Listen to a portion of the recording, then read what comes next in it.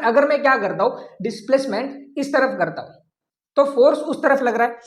मैं हमेशा एक बात बोलता हूं कि ये इक्वेशन हमसे बातें करते हैं। अब ये इक्वेशन हमें क्या बता रहा है, और ये जो फोर्स है that is mg sin theta, वही फोर्स रिस्पॉन्सिबल है किसके लिए, तो इस पेंडुलम को मीन पोजीशन की तरफ लाने के लिए। एक ऑसिलेशन कंप्लीट करने के लिए जो सिंपल पेंडुलम टाइम लेता है उसी को हम क्या बोलते हैं, तो सिंपल पेंडुलम का टाइम पीरियड बोलते हैं। कि ये जो डेरिवेशन है वो हमारे लिए और डिफिकल्ट बन जाएगा, इसलिए हम क्या करते हैं, तो ये x और ये y कंसीडर करते हैं। So hello, how are you? I am your physics teacher Snehal sir, and today we are going to see a new topic and that is time period of the simple pendulum. So आज हम simple pendulum का time period calculate करेंगे जो simple harmonic motion perform कर रहा है। अब simple pendulum क्या होता है, तो एक बेसिक सिस्टम होता है जिसमें हम एक बॉब को दैट इज मास को एक रिजिड सपोर्ट से हैंग करते हैं with the help of string और थ्रेड। अब अगर हमें इसका टाइम पीरियड कैलकुलेट करना है, अब टाइम पीरियड क्या होता है, तो time taken by pendulum to complete one oscillation is called as a time period of the simple pendulum. मतलब एक ऑसिलेशन कंप्लीट करने के लिए जो सिंपल पेंडुलम टाइम लेता है उसी को हम क्या बोलते हैं, तो सिंपल पेंडुलम का टाइम पीरियड बोलते हैं। अब अगर हमें इसका टाइम पीरियड कैलकुलेट करना है तो सबसे पहले हम क्या करेंगे, इसकी फ्री बॉडी डायग्राम ड्रॉ करेंगे। अब श्योरली यहां पर एक फोर्स होगा दैट इज वेट फोर्स जो हमेशा डाउनवर्ड एक्ट करता है। तो यहां पर इसका एक वेट फोर्स होगा जो हमेशा डाउनवर्ड एक्ट करेगा, और एक फोर्स होगा दैट इज टेंशन फोर्स। अब टेंशन फोर्स कैसे एक्ट करता है, तो सपोर्ट की तरफ एक्ट करता है। अब यहां पर इस पेंडुलम का सपोर्ट कहां पर है, तो इस तरफ उसका सपोर्ट है, तो टेंशन फोर्स इसे सपोर्ट की तरफ होगा। देखो यहां पर जो आपका वेट फोर्स है वो ना एक्स एक्सिस पे है और ना वाई एक्सिस पे है। देखो यहां पर हमारे लिए ये वाई एक्सिस है और ये एक्स एक्सिस है, और जो आपका वेट फोर्स है वैसे डाउनवर्ड है। मतलब जो वेट फोर्स है वो ना एक्स एक्सिस पे और ना वाई एक्सिस पे। तो इस केस में होगा क्या, इसके कंपोनेंट बनेंगे। देखो ये उसका y कंपोनेंट और ये उसका x कंपोनेंट।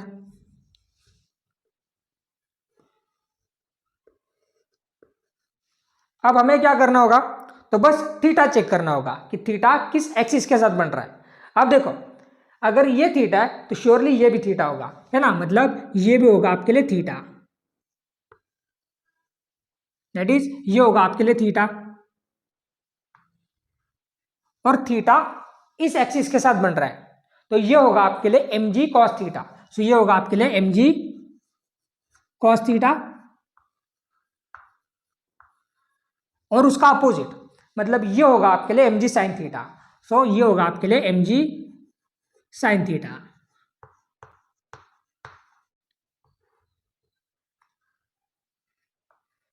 सो ये बना आपके लिए mg cos थीटा, और ये बना आपके लिए mg sin थीटा।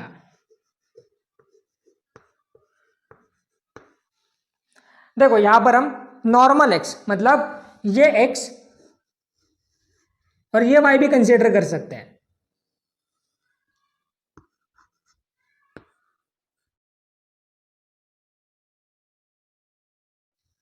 लेकिन उससे होगा क्या कि ये जो डेरिवेशन है वो हमारे लिए और डिफिकल्ट बन जाएगा, इसलिए हम क्या करते हैं, तो ये x और ये y कंसीडर करते हैं। अब इस फ्री बॉडी डायग्राम से हमें एक चीज क्लियरली पता चल रही है कि जो आपका टेंशन फोर्स है, देखो टेंशन फोर्स ऐसे है, तो इस टेंशन फोर्स को इस फोर्स ने मैनेज किया है। मतलब इस टेंशन फोर्स को बैलेंस किया आपका mg cos थीटा ने। मतलब यहां पर टेंशन फोर्स किसके बराबर है, तो mg cos थीटा के। मतलब इस टेंशन फोर्स को बैलेंस किया है आपके mg cos थीटा ने, और ये जो फोर्स है that is mg sin theta, वही फोर्स रिस्पॉन्सिबल है किसके लिए, तो इस पेंडुलम को मीन पोजीशन की तरफ लाने के लिए। मतलब ये जो फोर्स है mg sin थीटा, वो फोर्स क्या कर रहा है, तो इस पेंडुलम को मीन पोजीशन पे ला रहा है। So the responsible force to bring pendulum back to its mean position is mg sin theta।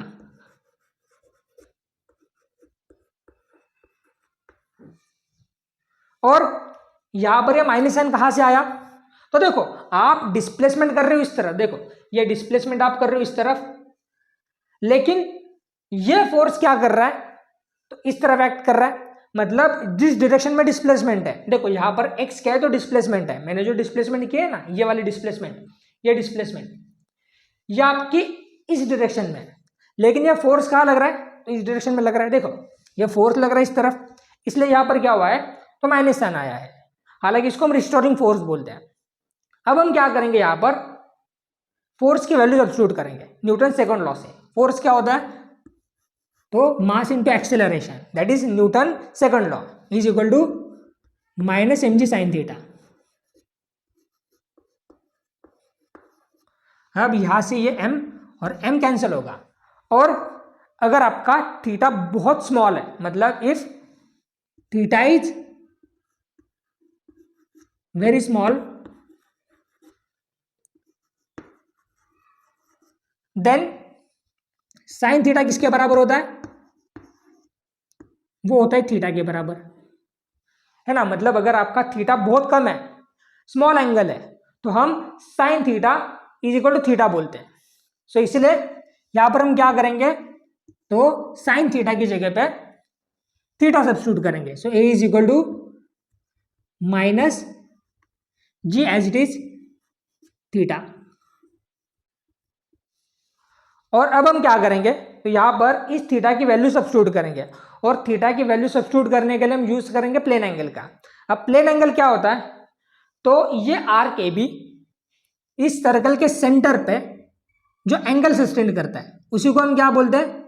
Plane angle बोलते हैं, थीटा।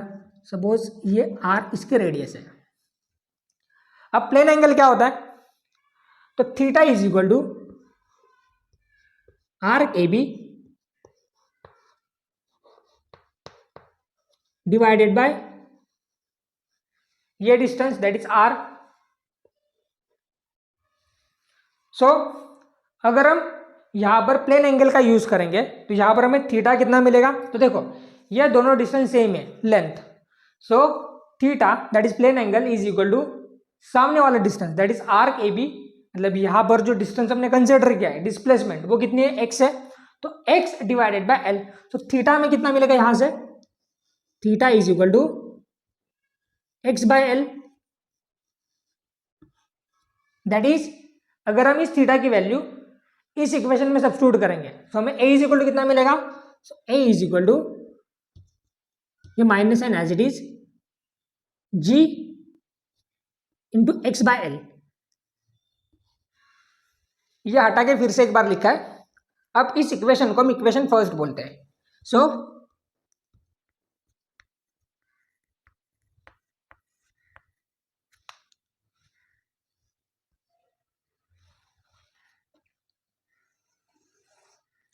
अब हम क्या करेंगे, acceleration of simple harmonic motion का यूज करेंगे, और वो क्या होता है? So A is equal to minus omega square X. देखो acceleration for simple harmonic motion क्या होता है? A is equal to minus omega square X. यहां पे ये माइनस साइन कहां से आया था? तो इस केस में जो आपकी डिस्प्लेसमेंट थी और जो फोर्स था उन दोनों की डायरेक्शन अपोजिट थी। देखो अगर मैं डिस्प्लेसमेंट इस तरफ कर रहा हूं तो फोर्स इस तरफ लग रहा है, इसी वजह से क्या हो रहा है कि ये पेंडुलम मीन पोजीशन की तरफ आ रहा है। या फिर अगर मैं क्या करता हूं, डिस्प्लेसमेंट इस तरफ करता हूं तो फोर्स उस तरफ लग रहा है ना। हो क्या रहा है यहां पर, जो आपकी डिस्प्लेसमेंट है और जो फोर्स है दैट इज रिस्टोरिंग फोर्स, उन दोनों की डायरेक्शन अपोजिट है। इसलिए हमने क्या किया, यहां पर माइनस साइन का यूज किया है। So F is equal to minus M G sine theta. इस इक्वेशन को हम इक्वेशन 2 बोलते हैं।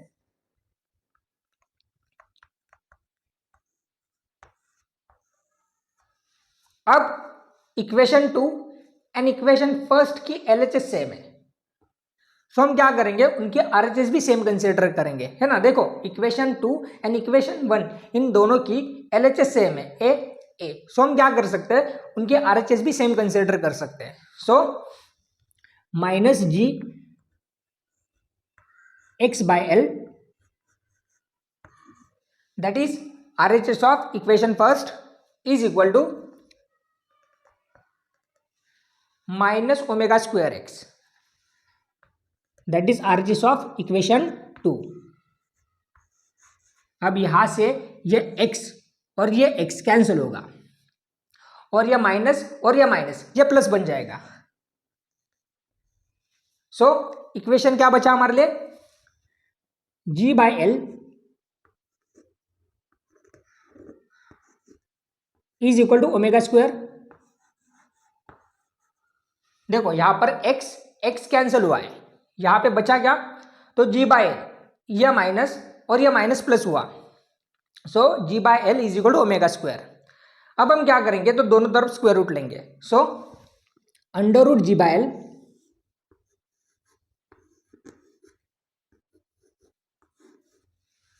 Is equal to omega. हमने क्या किया, तो दोनों तरफ स्क्वायर रूट लिया। अब हम क्या करेंगे, यहां पर ओमेगा की वैल्यू सब्स्टिट्यूट करेंगे। देखो ओमेगा क्या होता है, तो ओमेगा होता है 2πf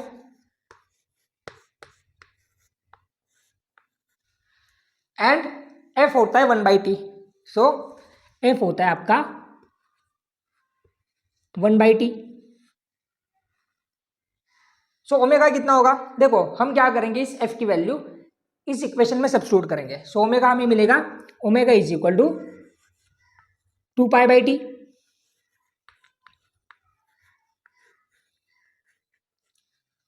सो यहां पर हम क्या करेंगे, omega is equal to 2π/t substitute करेंगे।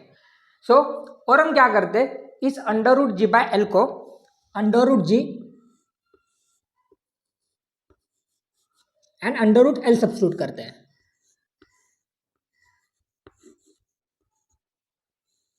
दोनों का मीनिंग एक ही है, आप ये भी लिख सकते हो और ये भी लिख सकते हो, दोनों का मतलब एक ही होता है। एंड ओमेगा में सब्स्टिट्यूट करना है 2π/t। So is equal to 2π/t। और हमें टाइम पीरियड कैलकुलेट करना है। सो हम क्या करेंगे, इस t को सेपरेट कर देंगे। सो जो t यहां पर 2π को डिवाइड है, यहां पर ट्रांसफर करके इस टर्म को मल्टीप्लाई करेंगे। So under root G/L that is under root G divided by under root L into t is equal to 2π।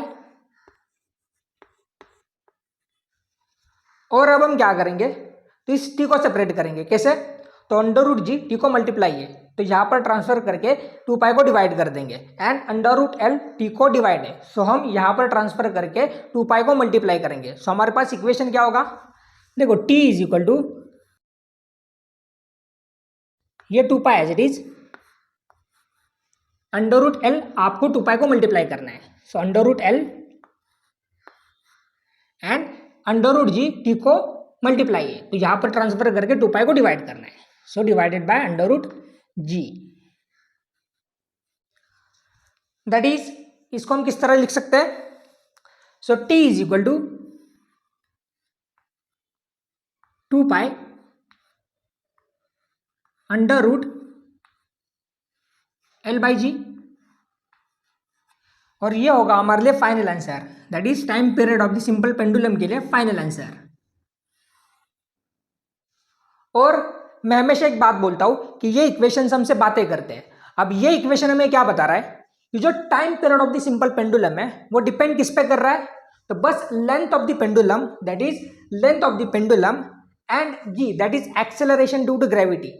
इस इक्वेशन में हमें कहीं पर भी m दिखाई नहीं दे रहा, that is mass of the pendulum. मतलब ये इक्वेशन मास इंडिपेंडेंट है, मतलब time period of the simple pendulum mass पे डिपेंड नहीं करता, वो बस डिपेंड करता है length of the pendulum and acceleration due to gravity पर। So this is for today. अगर आपको वीडियोस अच्छे लग रहे हैं सो प्लीज लाइक कर देना, चैनल को सब्सक्राइब कर देना and thank you so much for your time.